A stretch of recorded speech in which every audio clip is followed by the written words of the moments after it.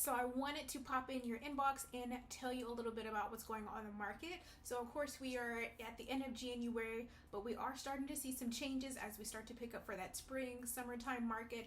Our PCS season, which of course since we're associated with the military base is our busiest season around here. So we are starting to see a little bit of changes, but I'm going to show you a recap of last month and kind of tell you what I'm seeing as far as trends for this month so you're prepared as you begin your home purchase process.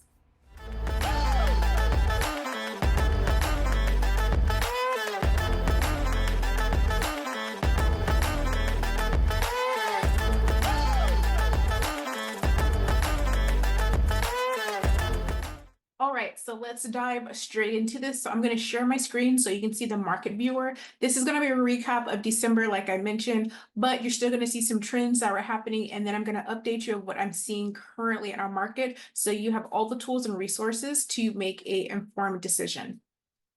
Alrighty, so I am going to be over here on the side. So like I said, this is going to be the Texas market viewer. Now I have this set for Bell County as a whole. So I'm going to tell you a little bit of difference between that because as the county, we're including several different cities: Killeen, Harker Heights, Nolanville, Belton, Temple. So that's a lot of information all kind of condensed down into this graphic that we're seeing here. But as a whole, the median price range last month was looking at 265,000, which is pretty accurate. Now, like I said, this is a lot of information. So of course we have homes that are below that price point, and then we have homes that are very much well above that price point in all categories, but this is just going to give you a median range. And I like that it shows this because this is a lot of people's price range as far as purchasing. So you see that it is very much still affordable in this area. Closed sales, so that actually has gone down quite a bit compared to the previous year. So that's a lot of different reasons as to why. Then one of the biggest thing is going to be interest rates. Interest rates did peak probably around September, October. Now it has gone down, and a lot of people kind of just waiting or just kind of waiting it out to see like what's going to happen. And I'm going to talk about that a little bit later too. But overall, you can see just different things that affected that. So our total sales did go down in December compared to the year to date. Active listings went up, so sales went down as far as volume. Listings went up. Once again, people still have to buy and sell in every market. And so sometimes people think that, okay, nobody's selling homes. People are still selling the homes. People are selling it because they need a downsize, upsize. Maybe they, have more family members coming into the home, new children, downsizing, children are leaving, empty nest kind of things, or they just need a smaller home for whatever reason. PCSing, of course, most people will try to PCS around that summer time frame, but if not, people are still PCSing all throughout the year. So you'll see those things kind of happening as well. So all the information, all those statistics are kind of gathered up in there. Months of inventory are sitting at 3.5 months. Now, I will say you'll see that, and I have definitely been seeing homes sit longer, but it's still going to depend on the price point of that home, the marketing of that home, the community. Some people prefer HOAs, some people don't prefer HOAs. So there's still a lot of little variables in each category that can't really be broken down when you're looking at a large statistic like this, but it's still good information to know. So months of inventory have increased. Once again, that's going back to interest rates.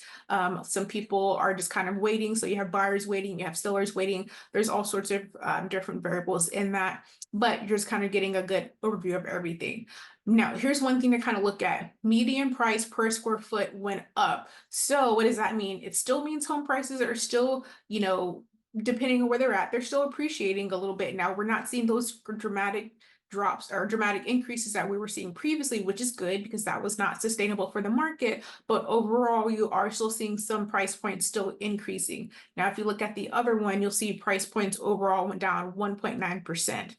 That's not a very large percentage compared to what some people were hoping to see, very large drops. Now, this is also just looking at the month of December. If you look back in some of the previous months, there were always, a little bit of shifting as far as price points overall. But as we start to heat up towards those spring months, we are going to see some of these numbers change as far as months of inventory. It will more than likely shorten because people are moving. So inventory is turning a little bit quicker. Active listings, same thing. We'll probably start to see that shift a little bit because once again, people have to sell, people have to buy. A lot of people are going to make that transition during summer. So we are going to see closed sales go back up. We may see the median price range increase a little bit as demand starts to pick up, of course, that directly affects price points, which directly affects what sellers are going to accept, what they're not going to accept, as far as if they're going to accept something below price point, if they're going to accept an offer with a lot of concessions, as far as the buyer asking for closing cost assistance or buying down the rate assistance and things like that. So those are good factors to remember as you start to enter the market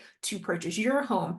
Seasons can directly affect the market as far as what sellers are going to accept, even what builders are going to market and accept, because as demand starts to increase, so do those incentives, so do those price points, so do those other things start to change to kind of match that demand, whether that's good or bad based on, each situation. So days on market 75, which kind of correlates back to that, months on inventory, days to close still sitting 28, which is still very short. So once that home is under contract, it's closing relatively fast. Total days 103, which is different than days to close. That means the home is under contract versus total days on the market.